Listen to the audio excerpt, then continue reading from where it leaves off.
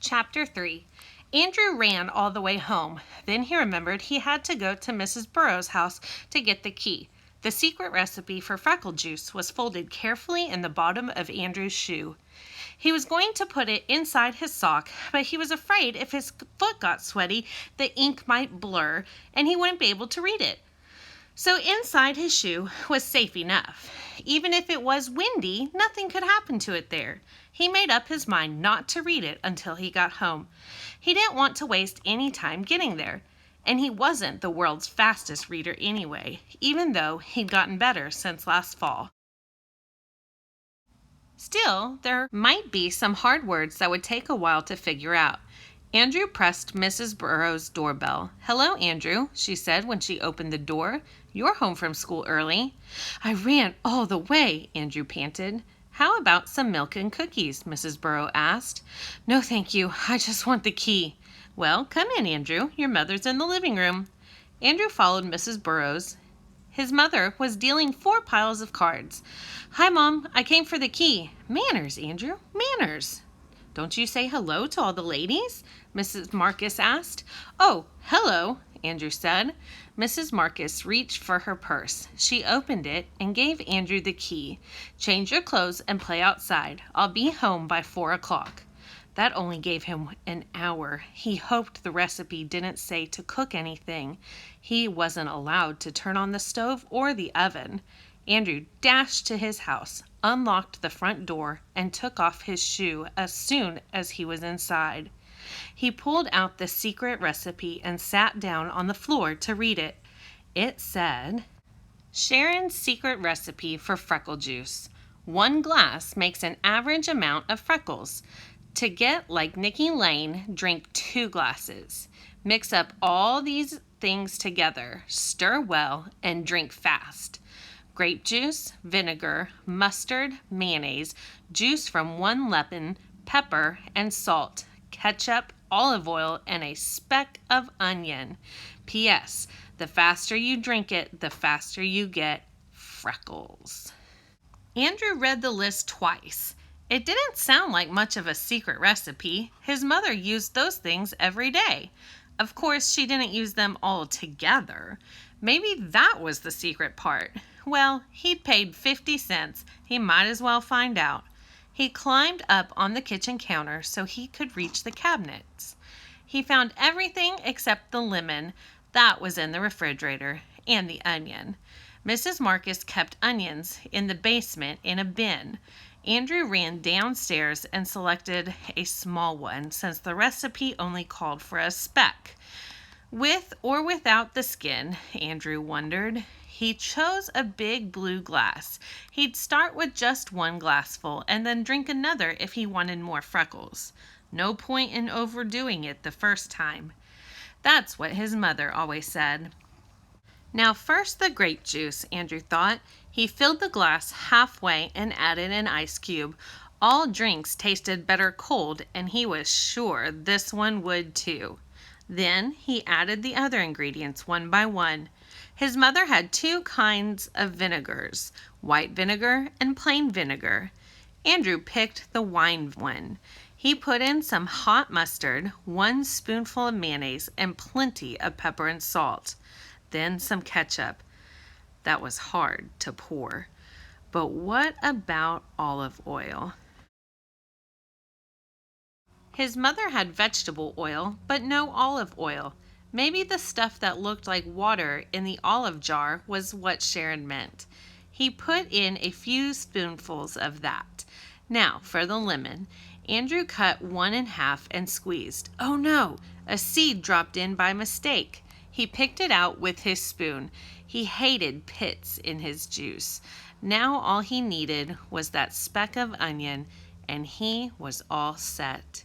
He stirred up the drink and smelled it. Oh, it smelled awful. Just plain awful. He'd have to hold his nose while he drank it. He stuck his tongue into the glass to taste it. Ugh!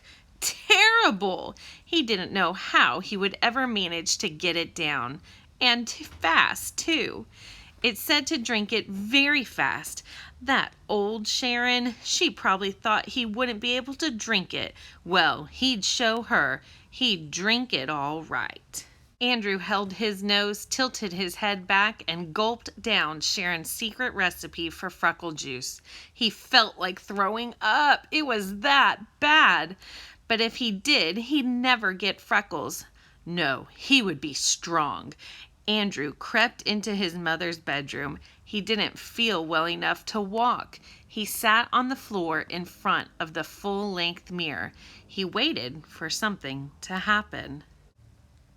Chapter 4. Pretty soon something happened all right. Andrew turned greenish and felt very sick. His stomach hurt. At 4 o'clock, Mrs. Marcus came home. "Yoo-hoo! Andrew, where are you?" she called. Andrew heard her, but he couldn't answer. He was too weak. He made a small noise. "Andrew Marcus, is that you?" His mother stood in the doorway of her bedroom. "What are you doing in here? I told you to play outside. And why didn't you change your clothes? Didn't I say to change your clothes?" Andrew made another noise. Mrs. Marcus looked at his face. "Andrew, you're green. Absolutely green. Are you sick?"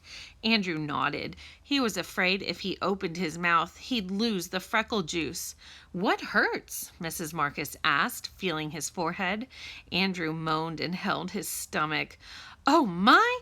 Appendicitis! You must have appendicitis. I'm going to call the doctor. No, I better just drive straight to the hospital. No, I'll call the ambulance." Andrew shook his head, but his mother didn't notice. She said, "Don't move. I'm going into the kitchen to phone. I'll be right back." Andrew rolled around moaning. Mrs. Marcus came back to her bedroom in a hurry. "Andrew Marcus, I've just seen that mess in the kitchen. Did you or did you not make something and eat it?" Uh-oh, he forgot to clean up. Now she knew. Well, he didn't care. His stomach was killing him. "Well, young man, I'm surprised at you. Surprised. Mrs. Burrows offered you milk and cookies and you refused. Then you came home and made yourself and I don't know what. And I'm scared to half to death thinking that you had appendicitis. I always thought you were more sensible, Andrew. I just can't believe it." Andrew closed his eyes. "Now, young man, you are going to bed." Andrew thought that was the best idea he'd heard in a long time. Mrs. Marcus gave him 2 spoonfuls of pink stuff that tasted like peppermint. Then she tucked him into bed. Maybe the freckles would come out while he was sleeping. Right now, he didn't care much if they ever came out. He hated Sharon. She'd done it on purpose, just to get his 50 cents. He'd show her. She'd be sorry someday. He drifted off to sleep. He had terrible dreams. A big green monster made him drink 2 quarts of freckle juice 3 times a day. Every time he drank it, the monster got freckles, but Andrew didn't. Andrew woke up sweaty. His stomach still felt funny. His mother gave him 2 more spoonfuls of that pink stuff, and he fell asleep again. The next day, Andrew stayed home from school. He only looked in the mirror once. No freckles. He wasn't surprised. At noon, he drank some hot tea. He wasn't ever going back to school. Sharon wasn't going to see him without freckles. She thought she was so great. Well, she wasn't going to get the chance to laugh at him. No, sir. But the following day, his mother woke him up and sang, "Time for school, rise and shine. Don't forget to wash your neck and behind your ears." She pulled the covers off him. "I'm not going to school today," Andrew said. "I'm never going to school again." He hid his head under his pillow. "So, I've got a school dropout in 2nd grade. We'll have to do something about that. Here are your clothes. I want to see you up and dressed before I count to 15, or you're going to take 3 baths a day every day for the next 10 years. Andrew got dressed. He ate a breakfast bun and drank some milk. but he couldn't let Sharon get away with it. He had to do something.